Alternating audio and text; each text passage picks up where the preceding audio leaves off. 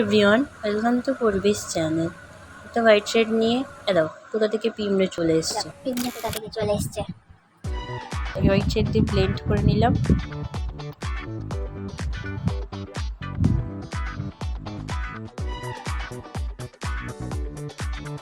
তারপর একটা red shade দিয়ে আইলাইনার ব্রাশ দিয়ে একটা লাইন টেনে নিয়ে একটা হার্ট শেপ দেওয়ার চেষ্টা করলাম।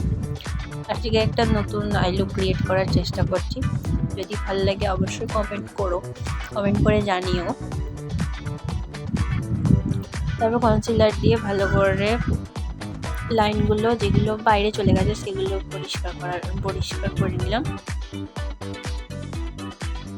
হার্ট শেপটা করতে গিয়ে যে কতবার মুছেছি ঠিক নেই।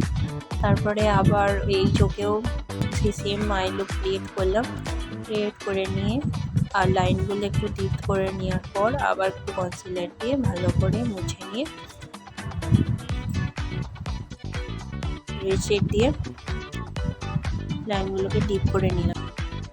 হোয়াইট শেড দিয়ে একটু আইলিডে আবার ব্লেন্ড করে নিলাম।